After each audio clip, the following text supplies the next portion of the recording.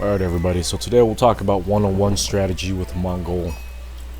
Right now I'm building the town center next to that Oovoo, that stone, so I can get the Oovoo and go double villagers. Now it's been my experience doing one-on-one 9 out of 10 times. You're gonna get rushed, right? So you have to be prepared to get rushed because Mongols can't build walls and have those same defensive strategies as other civilizations do. Alright, so now I'm just running around and looking for sheep with the Khan.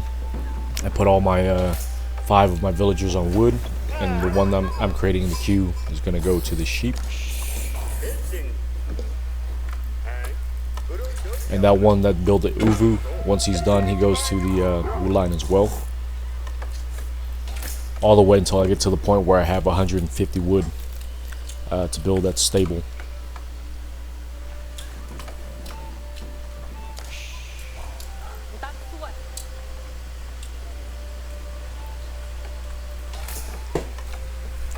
Now my second villager that I build, I'm going to send on wood, or I'm going to send on food. So we have 6 on wood and 2 on food, up until 150 wood, which is now. And then at this point, we build that stable.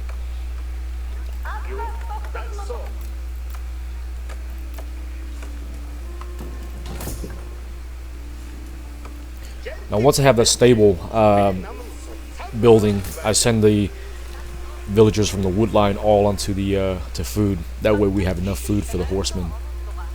So now you notice there's only 1 on the wood line, and then all 8 of them are on the sheep.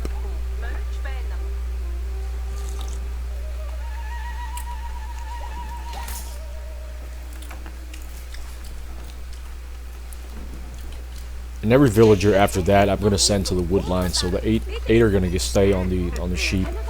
The rest of the villagers will go to the wood line. Alright, once that stable's done, I send him to the woods to get wood, and then we're going to try to send some villagers towards gold now. Once we get 100 wood, that's when we start building the gur next to the gold mine. Okay, got my horsemen coming out.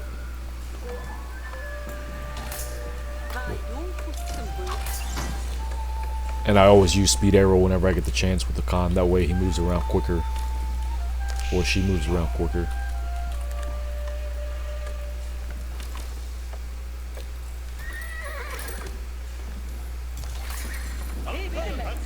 So I've got the Khan scouting north, so I'm going to send these horsemen to scout down south.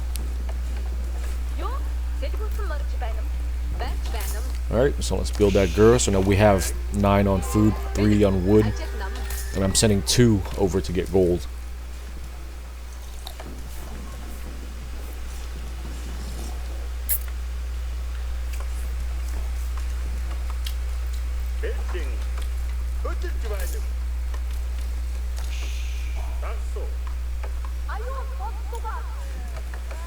One of the downsides of getting horsemen is that you have to share your stones allocation with the villagers, right? You really can't do double villagers at the same time that you're doing double horsemen, so you have to pick one or the other, but it's nice to have that option. Now I'm at 10 on food, 4 on wood, and then 2 on gold. I always try to keep the wood a little bit more. In terms of the villagers, I always have more on wood than stones usually, because Mongol civilization is very, very much dependent on the wood in terms of building everything. Okay, I'm going to send out another 2 horsemen, or build another 2 horsemen here.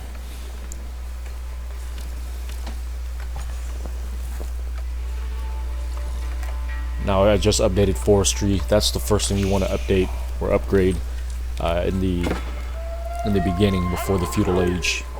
And I usually upgrade wheelbarrow after that, but for now forestry is good enough. So I've got my 2 horsemen, or 4 horsemen now actually. Let's get them and hotkey them together so we can move them in one direction. Oh, there we go. It's time for some action. Let's take those 2 miners there. Stay away from that town center as best we can. Pull back. Okay. So we can't really get the villagers, of course, and that's expected, right? They always, go back into the town center, but the garrison, most of the time. In this case, oh, by the way, switching topic. Normally I would build a silver tree if I wanted to tech up quick, but in this case I wanted to build a deer stone because your adversary is more than likely going to rush you, right? So when they rush you, you'll need the deer stone to get ready, for that rush. So that's why in single or one-on-one, I usually go with the deer stone as opposed to a silver tree. Now when I play 4-on-4, I like to go silver tree and get all that merchant trading going on. I send another villager over to the deer stone to build. Usually I send about 3 villagers to help build that deer stone so we can get this feudal age. So I can't get the villagers, but in this case I can still get the gold mine in the house that he built near the gold mine. So whatever damage we can do early on, the better. It'll throw off his strategy a little bit, or at least waste his resources.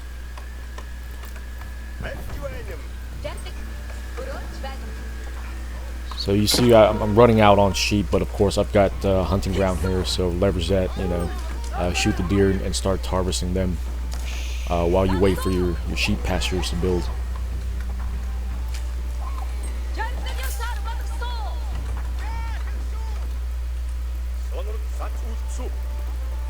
Okay, let's get out of here. We've done enough damage that we can with the buildings outside of the range of their town center.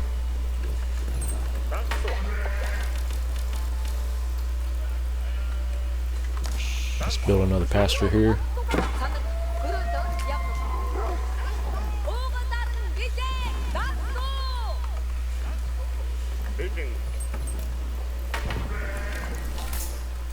Yeah, by the time you hit feudal age, you'll want at least 1 pasture. By the time you're at feudal age, definitely 2 pastures.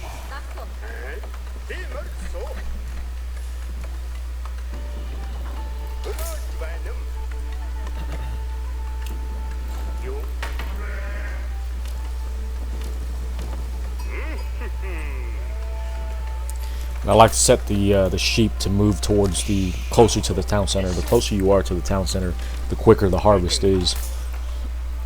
Now I'm starting to build 2 times the villagers, right? Since I'm not using horsemen anymore.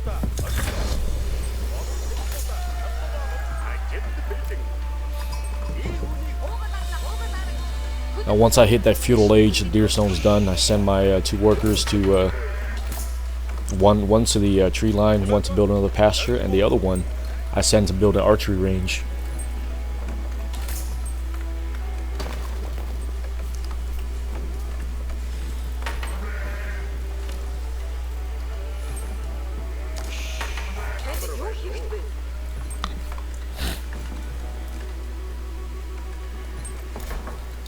Start upgrading the wheelbarrow as soon as you can, once you're at feudal age.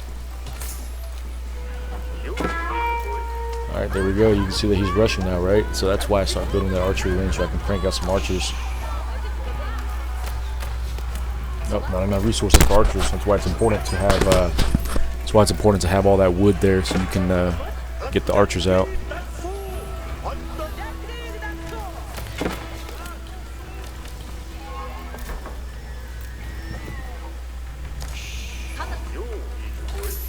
Now in this case, you notice he went spearmen and archers because he knew I had horsemen. So normally you would switch this up around by going with barracks so you can build men at arm. All right, so we've got 2 archers. Let's get them gathered up here. Let's build another archery range.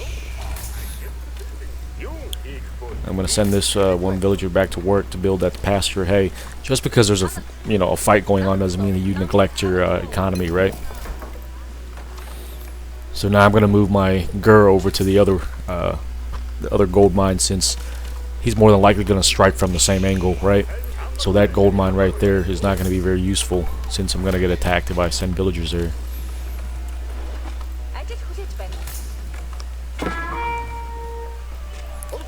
He's just harassing here and there, shooting things. Not doing much damage at this point. Horsemen are great against archers. Now, unfortunately, with this situation here, he's got spearmen as well, which are cheap to make. So I've got to be real careful with the horsemen.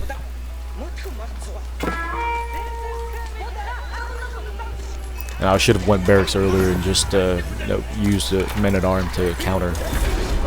Nope, there goes the Khan. It's okay. He'll be alright.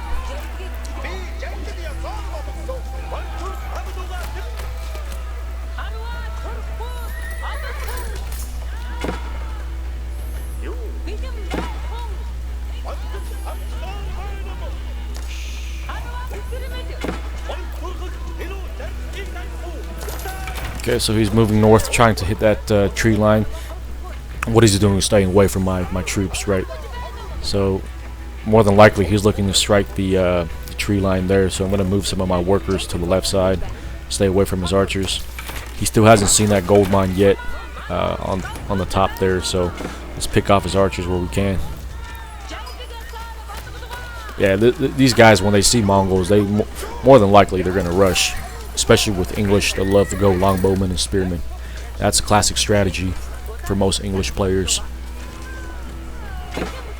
Alright, let's move our archers out of the spearman's way. So yeah, as soon as I send the horsemen towards his archers, he sends the spearmen towards them as well to counter the horsemen, of course.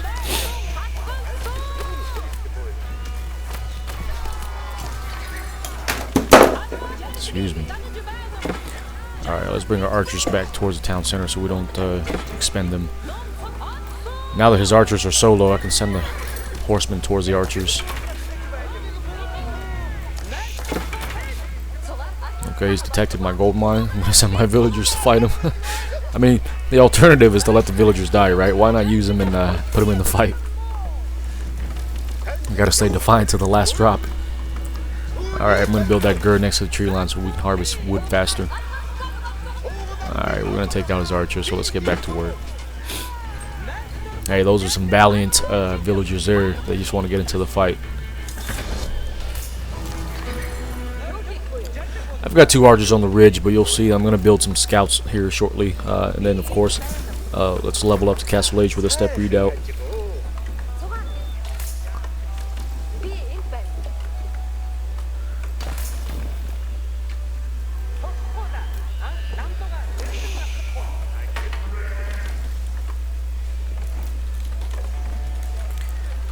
Now I'm just trolling him, just trying to get under his skin, right? That's part of the game, is the psychological factor, getting under his skin to, you know, just mess with him a little bit there. At this point, I'm putting troops in front so that I can get ready for any attack, so I can at least have some form of vindication, right? If he's going to target me, I have the troops out front.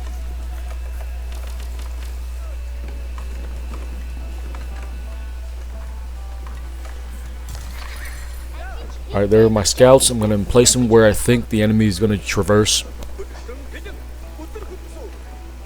So their avenue of approach is likely going to be in the middle of the map somewhere. So I'll put 2 scouts in the middle of the map where I think the enemy is going to come through. Yeah, your best defense is definitely being prepared and knowing when the enemy is going to come towards you. You never want to get blindsided and not have indication, you know, that you're being attacked.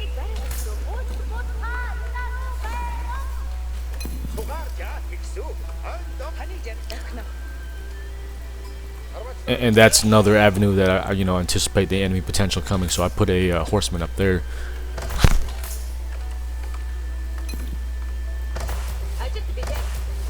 This guy is not so creative, but some more creative players, they'll take the long route up north and then they'll start coming from the north here. But this guy hasn't done that. I'm going to put a horseman there just in case, though.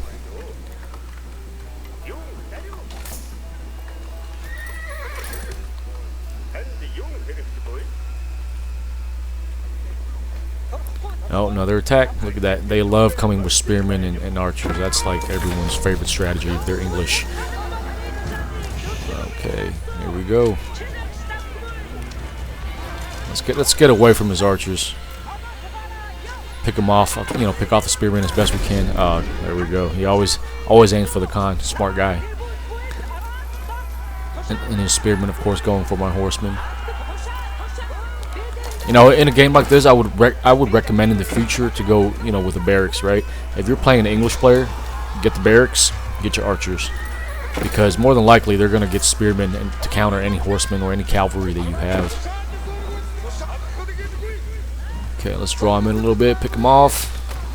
Let's crank out some crossbowmen, right? One of the best counters I've noticed is not other archers as much as crossbowmen. Crossbowmen do real well against longbowmen.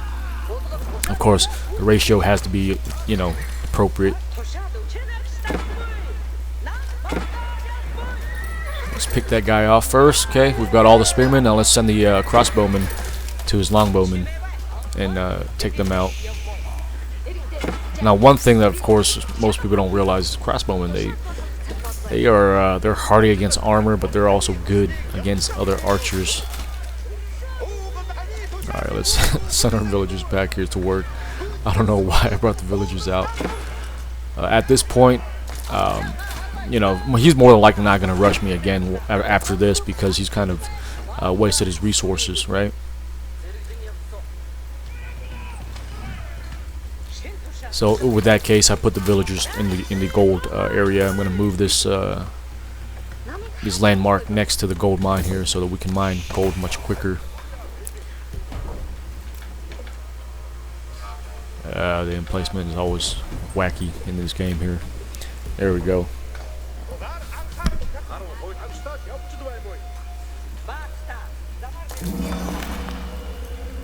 Alright, let's see if we can strike the workers there.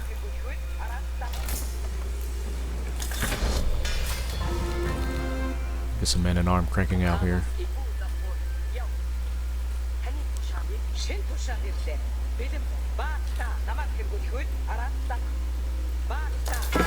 Uh-oh, I've been spotted. Yikes.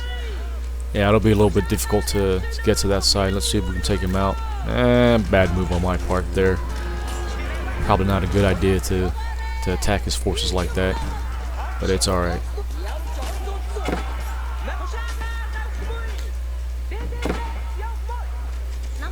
See if we can salvage what we have of our forces here. Take out some of his villagers. Alright, let's leave the men-at-arms up there.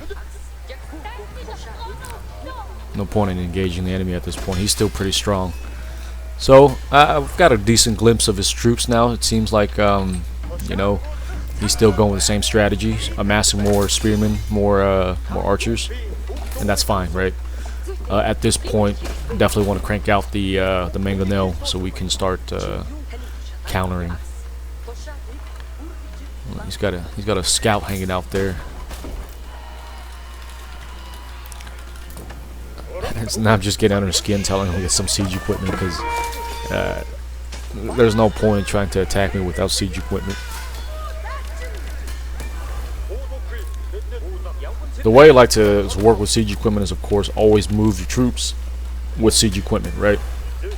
So stay within range of the siege equipment wherever the troops are moving. That way you can provide support with the mangonel or whatnot. You never want to move your troops into an area to fight the enemy without some siege equipment raining down on the enemy first, right? Kind of soften the target up. And one of the first things that I upgrade in Blacksmith is the Academy. That way you can get troops out much quicker. I'm starting to build that second Oovoo so I can gather more stones because the old Oovoo is depleted.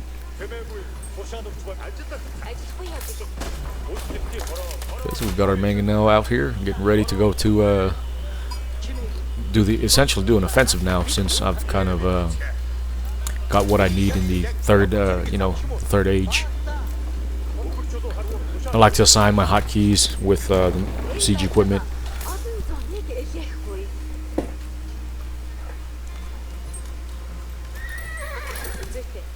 For my mangonels, I'll usually assign them a 3, something like that. And you can create your own hotkeys however you want, right? If you want your frontline troops to be like number 1, your ranged troops to be number 2, your siege equipment, your mangonel to be 3, and trebuchets to be like number 4.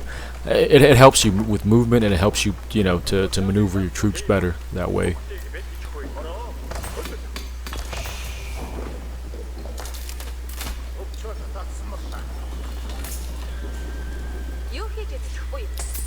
And there are guys out there that are much better with hotkey and micro and all that good stuff than I am, of course. Built that market. so we can start trading here. And with markets, you know, some guys may not realize this, but you want to build that market as far away from the trading posts as much as possible. That way you gather more income. The further out you are, the more income your traders will carry.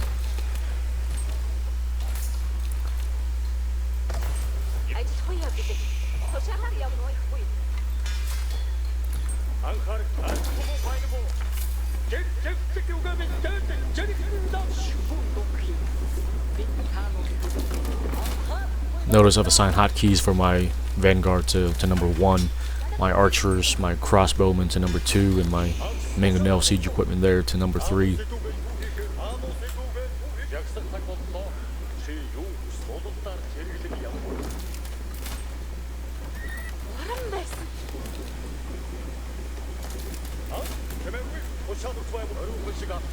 Now the formation, I like to spread out the formation, especially if you know that, or you anticipate the adversary to have siege equipment, right?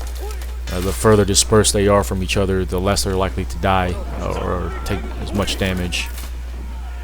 So let's harass this stone mine of his. Alright, he's got archers, so let's back up, get within range of the siege equipment.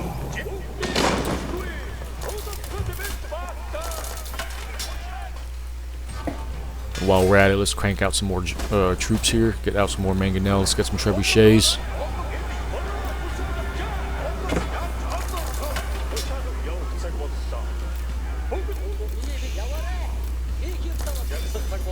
I don't want to get in range of that town center, but I can still harass some of his buildings that are not, you know, the town center.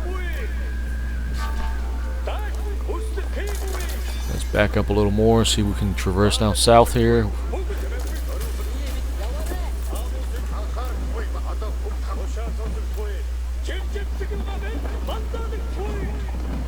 I'm tempted to just go down the tree line and take out his villagers. Oh, they're all done. Okay, so let's take out his new building there. That could be a problem once he builds it. Of course, they're going to try to target your siege equipment, so make sure you have your troops nearby to protect them.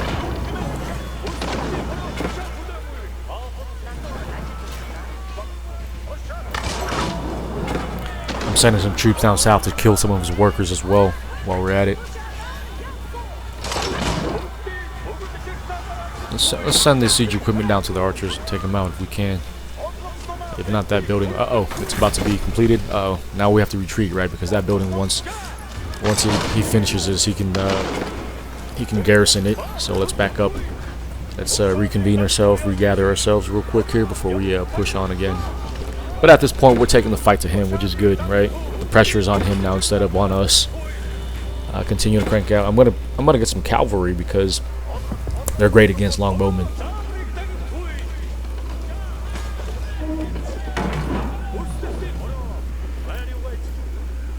That pretty much wraps up the game from here. Once you get your trebuchet, you know, your siege equipment, your mangonel, you can start going on the offensive. Always keeping your troops within range of your siege equipment for protection, right? For both of their protection, the siege equipment's protection and your troops' protection. As kind of fire support type of deal. But this pretty much wraps up the game. There's not much else he can do now that I've got my siege equipment. He doesn't have any siege equipment. He's more than likely going to go springhold to counter my siege equipment. In that case, you definitely want to build a springhold as well, right, to counter him. But pretty much wraps up the game, so I'll shut my mouth here so you guys can watch the rest of the game if you want. But that's the basic strategy. Hey, thanks for watching. Like, subscribe if you enjoy the content. Thank you.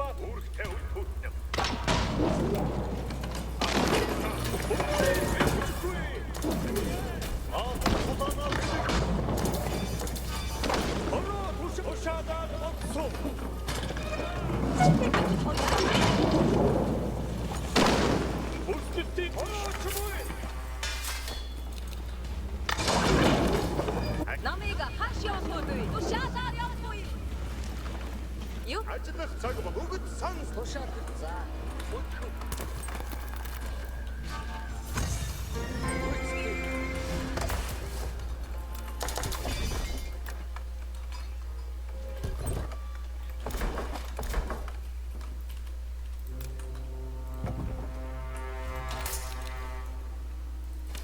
Ажиллахгүй яа бэлэн.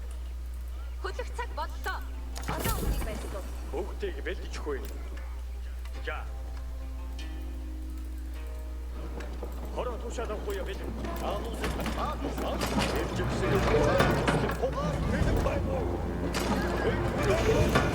Шаdik хороо тушаад авахгүй. Өстөлтийн хороо хэд хөдөлмөр.